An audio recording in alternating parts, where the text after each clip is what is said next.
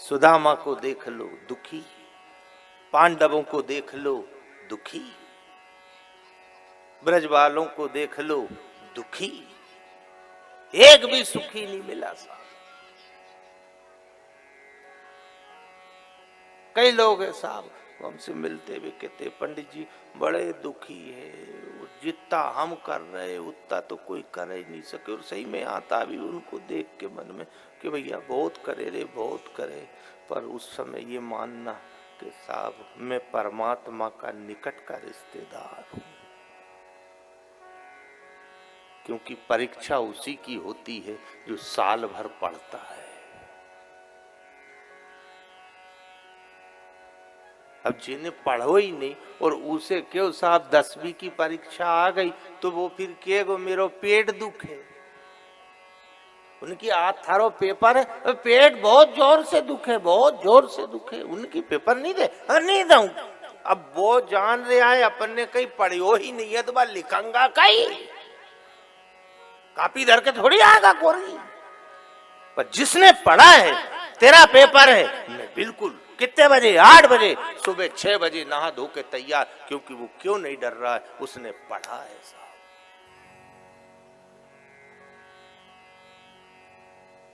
जो पढ़ता है हमेशा याद रखना परीक्षा उसी को देना पड़ता है।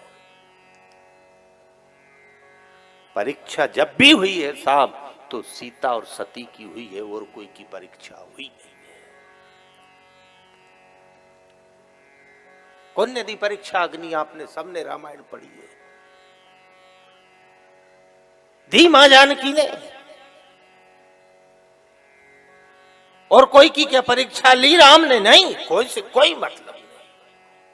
वहां लक्ष्मण खड़े, हनुमान खड़े, जामवंत खड़े, और जब रावण वध हुआ और मां जानकी को लेके आए और मां जानकी ने राम जी को देखा, प्रणाम करने के लिए दौड़ी, जानकी वहीं रुक जाओ, वहीं रुक जाओ। स्वामी जी मैं आपकी धर्म पत्नी हूं, 6-7 महीने बाद मिल रही हूं, प्रणाम भी नहीं करने दोगे? वहीं क्यों रुकूं? पहले तुम्हारी परीक्षा होगी। कैसी परीक्षा? अग्नि परीक्षा। हे मेरे नाथ, परीक्षा देते देते मैं थक गई, पर देवी राम तभी मिलेगा जब जानकी परीक्षा दे देगी। जबकि हनुमान जी ने भी रोका, प्रभु आप गलत कर रहे हो, मैं जानता हूं मां जानकी पूर्ण तय पवित्र है। लक्ष्मण जी ने कही मां जानकी, सबने कहा पवित्र है, पर राम जी ने एक की भी नहीं सुनी साहब। और परीक्षा हुई और मां जानकी ने परीक्षा दी साहब। कभी हो सकता है कोई भगत बैठा हो, कोई भाई, कोई माँ बहन बैठी हो और उसके मन में ये लगे कि साहब बहुत दुख आ रहा है, बहुत कष्ट आ रहा है, उस समय मानना हम पढ़ाई कर रहे और परीक्षा एक दिन होगी साहब।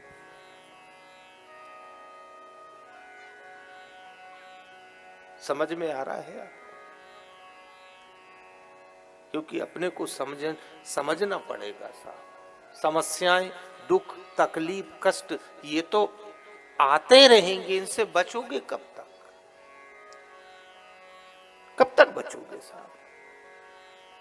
और हम तो लोगों से निवेदन करते, जीवन में थोड़ा सा दुख, थोड़ा सा कष्ट अपने पटक के रखना, पटक के रखो। पूर्ण सुखी मत हो जाना सा। पूर्ण सुखी होने के बाद आदमी केवल एक काम करता है, आदमी केवल भगवान को भूलता है और कुछ नहीं करता है। एक महापुरुष ने बहुत अच्छी बात लिखी, 3 चीजें आवश्यकता से अगर अधिक है तो वो 3 चीजें महापुरुषों ने लिखा है, वो 3 चीजें बहुत तकलीफ देती है। अगर आवश्यकता से ज्यादा है तो बिगाड़ देगी, खतरनाक। संपत्ति, आवश्यकता से अगर ज्यादा परमात्मा दे रहा है, उस समय ये मान लेना कि कोई ना कोई खतरा पैदा होगा साहब। और आप देखना ज्यादातर गलत काम साहब, जुआ सट्टा शराब जो हो रही है, गलत काम जो हो रहा है, वो वही लोग कर रहे साहब जिन पे आय से अधिक संपत्ति है।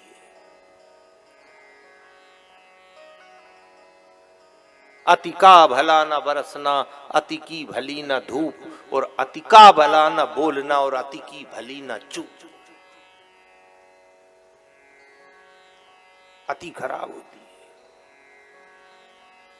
अगर अधिक संपत्ति आ रही है तो वो अधिक संपत्ति कुछ नहीं करेगी, वो केवल बुद्धि खराब करेगी साहब। बुद्धि खराब कर देगी। कई जगह देखो साहब, उनने कहा साहब खूब पैसा है, बहुत पैसा दिया, आटा टूट करोड़ों अरबों रुपए है साहब, पर देखना ज्यादातर स्थिति ये है उनके घर में साहब शराब बहुत पीते हैं। कई माँ बाप मिलते हुए एक बात कहते, पंडित जी सब ठीक है, जमीन अच्छी है, जायदाद अच्छी है, पैसा भी खूब है, कोई बात की कमी नहीं है, खूब भरा पूरा परिवार है, पैसे की एक रत्ती कमी नहीं, बस दुख इस बात का है। क्या है दुख? उनने की केवल दुख ये है कि हमारी संतान शराब पीती है साहब।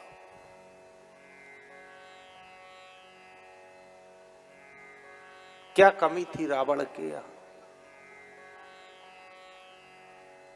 सोने की लंका में रहता था साहब, क्या ऐश्वर्य, क्या वैभव, पर देखो करता क्या था वो? भजन करता था कि लेता था? गलत खान पीन था उसका, बुद्धि खराब हो गई, जबकि जात का ब्राह्मण था वो।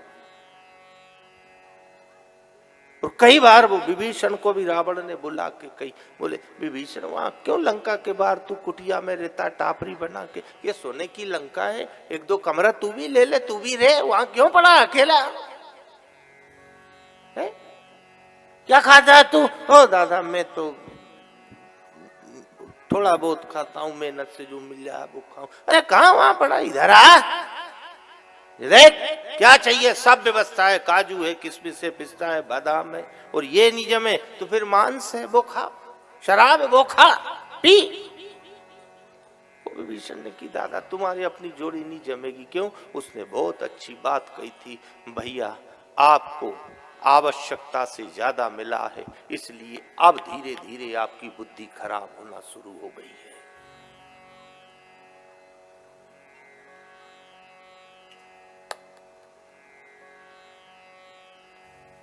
सांप और संपत्ति इन दोनों के पांव नहीं होते, सांप पर चलती है ये दोनों। सांप के भी पांव नहीं है पर चले, उस संपत्ति के भी पांव नहीं है पर चले। देखो साहब ये संपत्ति से ही तो हो रहा है, ये भागवत जी कैसे हो रही, पैसा लग रहा है। ये राजा भैया, उनके पिताजी बैठे, माताजी बैठी, और हम तो साहब ये निवेदन कर रहे, व्यासपीठ ये राजा भैया को, इसके माता पिता को धन्यवाद देता है साहब। आपने एक प्रेरणा दी कि बजाय फालतू के खर्चे करने के, और विवाह में अगर ऐसे आयोजन शुरू हो जाए तो साहब इससे बड़ा तो कोई दूसरा आनंद ही नहीं है।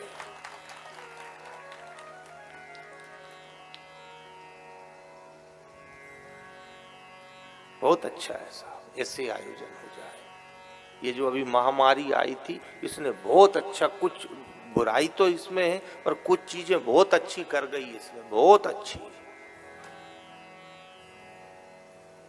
एक तो भी नुक्ता बंद करा दिया, रसोई बंद हो गई। हुई थी क्या उस दौरान कोई की है? कोई कार्ड आयो, कोई नाम नहीं ले उनकी, उनके घर में फलाने जी चले गए, चलो बैठने, अभी नहीं जहां आया हो, बैठने की बातें ही मत करें। ये तो लाखों रुपए साहब फालतू बर्बाद हो जाता था लोगों को, गरीब लोगों का बर्बाद हो गया साहब। कई जगह वो नुक्ता में बर्बाद हो गए। लाखों रुपए साहब। वो आखिरी दिन बस वो 13 दिन के 13वें में करने के चक्कर में बेचारे कहीं कर्जा ले, कहीं जमीन बेचे, कोई माँ बहन के जेवर बिक रहा है, वो नुक्ता में बिक गए बेचारे। ये बंद हो गई, ये तो बहुत अच्छी, और अब बंद ही रखो। और कई कह रहे नहीं पंडित जी वो गंगा को तो जिमानो पड़े,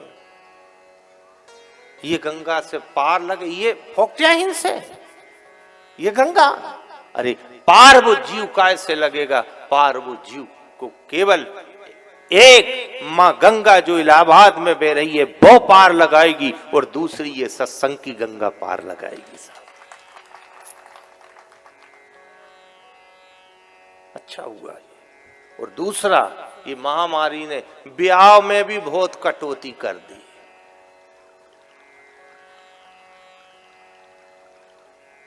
पिछले साल हम गांव पे थे, ये महामारी में लॉकडाउन में हमारे गांव में हमने देखा 10-12 ब्याह हुआ।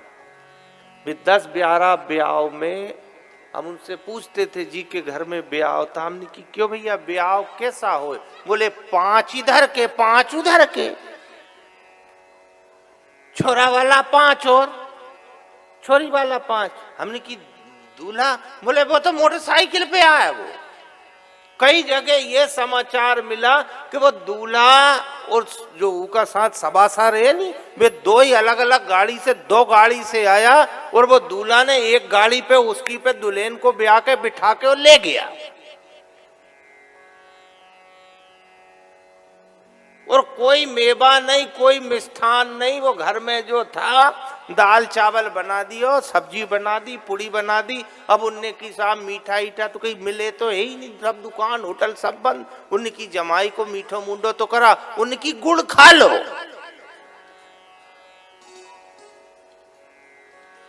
कितना पैसा बचा साहब? एक भैया का हमारे पास फोन आया तो उसने की पंडित जी हम लुट जाते थे साहब, 1-2 एकड़ बेच के हमको ब्याह करना पड़ता था। आपसे निवेदन कर रहे, ये फिजूल खर्ची साहब बंद होना चाहिए। फिजूल खर्ची, लोग बाजी में, आतिशबाजी में, ये करने में, वो दिखावा करने में साहब आज बर्बाद हो रहे हैं।